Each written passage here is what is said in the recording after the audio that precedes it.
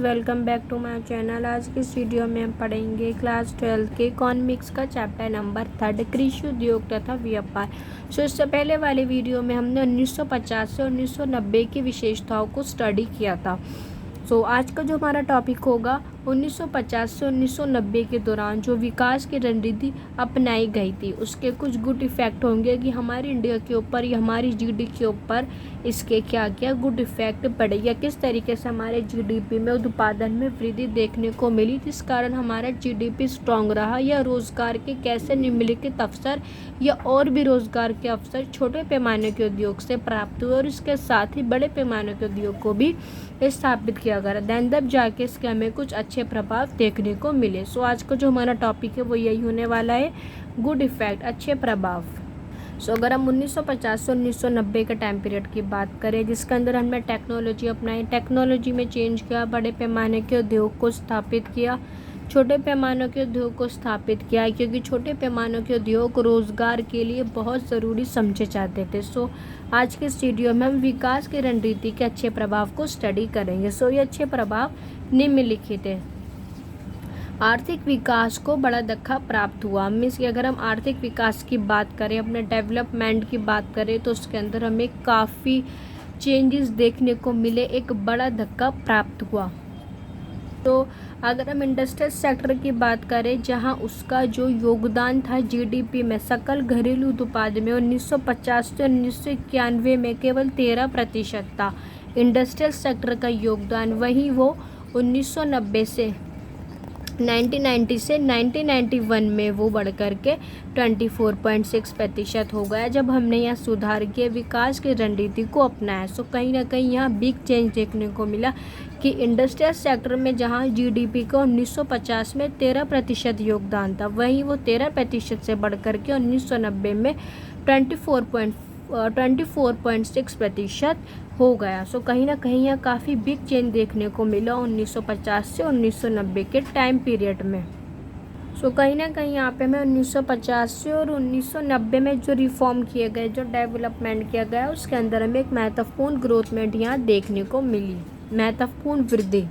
अगर हम 1950 से 1990 की अवधि की बात करें कि इस विकास की रणनीति में हमें कितने प्रतिशत ग्रोथमेंट देखने को मिली, तो उसके अंदर औद्योगिक उत्पादन में, मीन्स कि हमें अपने इंडस्ट्रियल के प्रोडक्शन के अंदर टोटल 6% तक की महत्वपूर्ण वृद्धि देखने को मिली। टोटल 6% तक की महत्वपूर्ण वृद्धि यहाँ में देखने को मिली अपने औद्योगिक उत्पादन के अंदर, मीन्स की प्रोडक्शन में।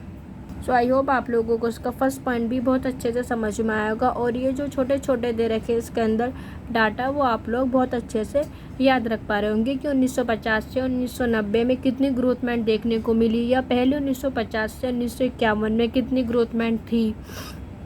आई होप आप लोग ये छोटे छोटे पॉइंट्स बहुत अच्छे से याद रख पा रहे होंगे। अब हम इसका सेकंड पॉइंट पढ़ते हैं।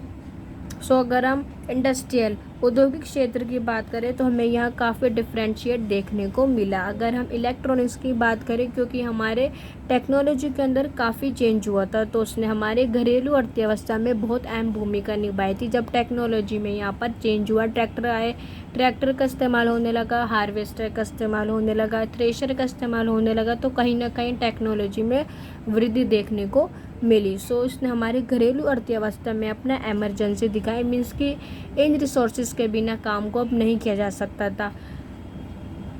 जैसे फॉर एग्जांपल के लिए अच्छे प्रोडक्शन के लिए किसान को एक अच्छे प्रोडक्शन के लिए HYV सीड्स की ज़रूरतों को या सीड्स को यूज़ करने के लिए बहुत ज़रूरी माना जाता था, हार्वेस्टर को बहुत ज़रूरी माना जाता था। तो कहीं ना कहीं औद्योगिकरण ने घरेलू अर्थव्यवस्था में अपने आघातों को बहुत नेसेसरी समझा। आई होप आप लोगों को इसका सेकंड पॉइंट भी बहुत अच्छे से समझ में आया होगा। अब हम इसका थर्ड पॉइंट पढ़ते हैं कि किस तरीके से इसका गुड इफ़ेक्ट रहा। कहीं ना कहीं हमें जब हमने बड़े पैमाने के उद्योग को, जब हमें बड़े पैमाने की इंडस्ट्रियल को यहाँ स्थापित करना था या उनका विकास करना था, जैसे राव करेल हो गया या भिलाई स्टील के कारखाने हो गए, तो इन सब की स्थापना से, बड़े पैमाने के उद्योग की स्थापना से, छोटे पैमाने के उद्योग की स्थापना से फैक्ट्रियों की स्थापना हुई, बड़े बड़े इंडस्ट्रियल सेक्टर की स्थापना हुई, जिसने हमारे आधारिक संरचना को काफ़ी स्ट्रॉन्ग बनाया। कहीं ना कहीं इसका जो गुड इफेक्ट था वो हमारे इंफ्रास्ट्रक्चर पर भी, आधारिक संरचना पर भी देखने को मिला। सो कहीं ना कहीं ये भी एक गुड इफेक्ट के अंदर हमें देखने को मिलता है कि एक देश का इंफ्रास्ट्रक्चर स्ट्रांग हुआ, वहाँ बड़े पैमाने के उद्योग की स्थापना हुई, फैक्ट्रीज बनी, इंडस्ट्रियल सेक्टर की स्थापना हुई।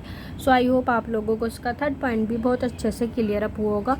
अब हम इसका फोर्थ पॉइंट समझते हैं कि सरकार ने सामाजिक न्याय के साथ साथ मीन्स कि समाज के लोगों का भला हो, समाज में रहने वाले लोगों का कल्याण हो, समाज का विकास हो, तो उस चीज़ को ध्यान में रखते हमने अपनी जीडीपी में ग्रोथमेंट करी।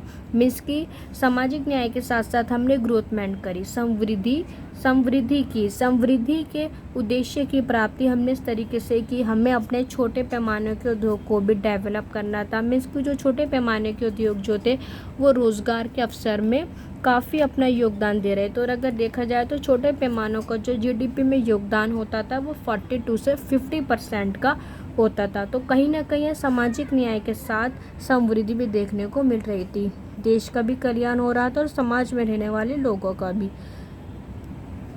सो आई होप आप लोगों को इसका आज का टॉपिक बहुत अच्छे से क्लियर हुआ होगा कि इसके गुड इफ़ेक्ट क्या थे 1950 से 1990 की अवधि के दौरान। सो बच्चों इसके नेक्स्ट वाली वीडियो में हम समझेंगे इसके बैड इफ़ेक्ट कि इसके बुरे प्रभाव क्या क्या पड़े हमारी इकोनॉमी में। सो बच्चों जब तक के लिए गुड बाय।